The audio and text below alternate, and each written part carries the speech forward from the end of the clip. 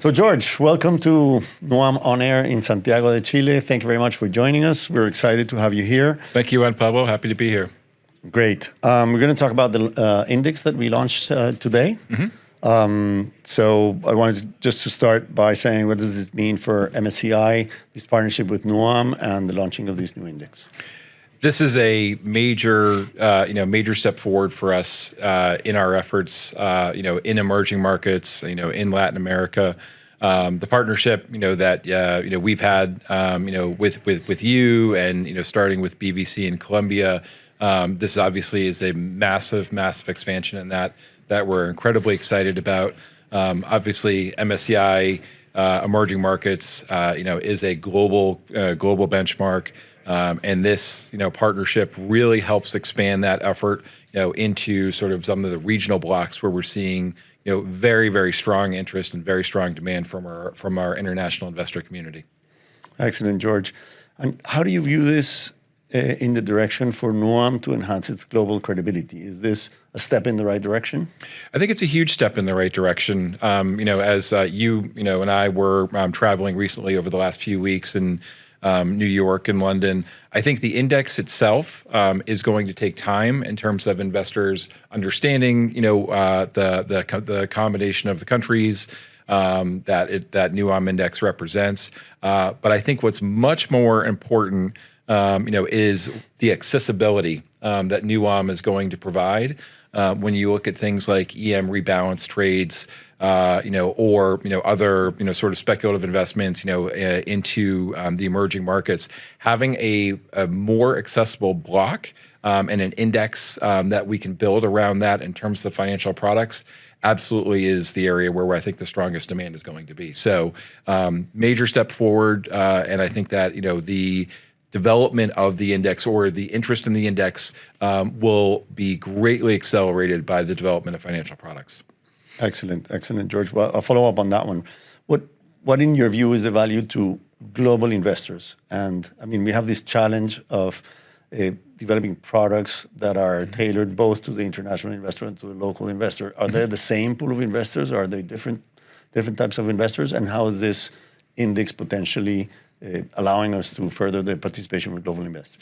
I think they're different. I think that when we look at the larger pool of MSCI clients that are looking at the Aqua universe or the EM universe, there's such a huge development of the tradable markets around those.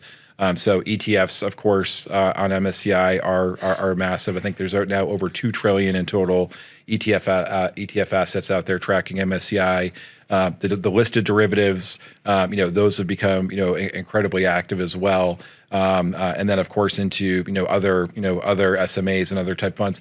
So international investors have always been very active and are continuing to be more so. The onshore markets, I think that it will take a bit more time for the development. So if we look at the derivative markets that are in Colombia, in Peru and Chile, they're relatively early stage. The ETF markets are there, and obviously you're extremely well aware of the success that we've had in Colombia on ETF product.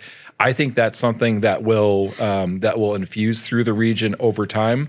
But the international investors are going to look for products that they can easily employ into the market. And I think if we look at what's been happening in the EM block, over the last few years, EM has become very, very large and almost used largely as a proxy for China. That's definitely being unwound. People are trading EM ex China actively in financial product form, both in ETF and derivative. MSCI India, MSCI Saudi Arabia, a lot of these exposures have become very, very active. I think that the nuam block really allows for those EM investors to see a new, area of interest where they can trade, much more efficiently. The return characteristics, over the last few years have been very strong. That's been picked up on. So I think it's, the timing could not be better for the launch of the index, and obviously, the more importantly, the launch of the exchange partnership. Excellent. Well, that's good news, and I do see it the same way, that this is a great opportunity for Latin America in general, but for nuam and the nuam market. So we hope to have all the participants working in the right direction. How do you see this in the process of furthering the ecosystem locally? Yeah, I think the local ecosystem, again, so in my purview, it still is relatively new, at least in certain components. So as I was mentioning before, the derivative ecosystem still relatively new, right? I think that's going to take some time. We already have seen some demand in the OTC markets, internationally, not domestically yet. But I do think that that's the direction of travel, is that you'll likely see some swap activity, start, and then around that, that's where you would, come to, potentially derivatives. More likely, I would think it would be local ETFs. Is the way that I think that will develop. Already today, obviously there's BlackRock product in Colombia, there's Van Eck product in Peru, there's Itaú product, here in Chile. So I think that over time that, those, may very, very, may expand to the regional product, the nuam product. Obviously, that's what we all would like to see. But I think that there's going to be a fair amount of education that we'll be doing around nuam methodology, some consultations in terms of, the liquidity thresholds around that. I think that'll be an important part of, helping the ecosystem development locally. Yeah, from what I heard today, I think there's a lot of work to be done in education, both locally and internationally, but locally for sure. Yeah. Yes, no, I think that, especially where you have, a new local methodology that's going to apply to local index as well as to the regional index. I think that's going to be the sort of the big lift that we'll be focused on over the next 6 to 12 months. So everyone understands. I think as we go through a few rebalance cycles, under nuam methodology, people are going to be watching very closely, how that impacts the market. Obviously, not only do we have nuam, right, but we also are going to be launching the Peru index, and then next year the Chile index, and I think that's going to have a lot of focus. So it's going to be difficult for people to look at just nuam without looking at the local impact to the to the local trading as well on the local indexes. Yeah, for sure, it's a lot of changes, but from what I hear, they're all in the right direction. Absolutely. What can we tell our issuers, the companies in these markets? The whole idea of this is to make the markets more visible and more visible for the companies. But not all of the companies are focused on being part of the index. What can we tell the issuers?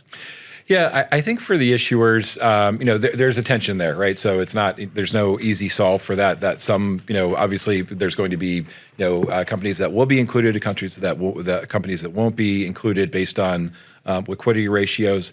I think that for the larger firms, the big story is on accessibility, and we spoke about this on the panel downstairs just a bit ago.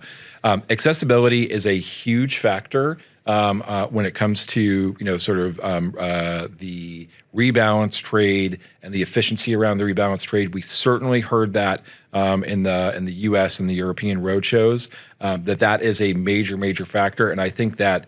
Coming back again to education, I think that the companies are going to say, what does it take, for us to be included in that? Because when they see a rebalance flow and they see, higher demand for the included companies, they're going to want to be there, right? Because again, I am very confident that those flows will definitely happen, and therefore being included in nuam is going to be something that I think is going to be in high demand in all three countries.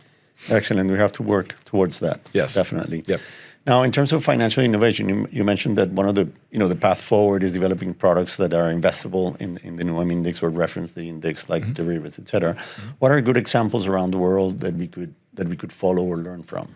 Yeah, well, I mean, staying with EM, right? So we've had a lot of experience focusing on. India, Saudi Arabia, Korea, where we now have product coming, and I think there's been different paths to success, right? So, there have been countries that have been, very focused on keeping their local product local, and then an offshore product, and sometimes in wide format, sometimes in limited format, and I think that the best successes that we have seen, without question, are on the development on onshore, offshore markets, and India is probably the best example, right? So, MSCI India is one of the most liquid futures contracts that we have, trading on Eurex exchange. Onshore, the Nifty trades onshore in a number of different formats. But when you develop this onshore, offshore market, the capital flows around that have worked extremely well, without question. Brazil has been similar, where obviously Bovespa trading onshore, MSCI Brazil trading offshore. A bit more competition between those two, but that seems to be moving in the right direction. We're about to launch, as I was just saying, MSCI Korea trading offshore, and then obviously Kospi trading onshore. So I think that these onshore offshore market developments have worked very well.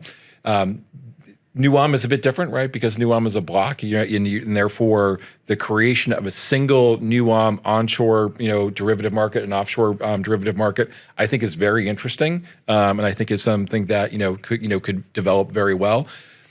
If the derivatives markets are to evolve differently, where there's Colombia has a derivatives market, Peru and Chile don't really have an active derivative market, either synthetically or certainly from a listed standpoint.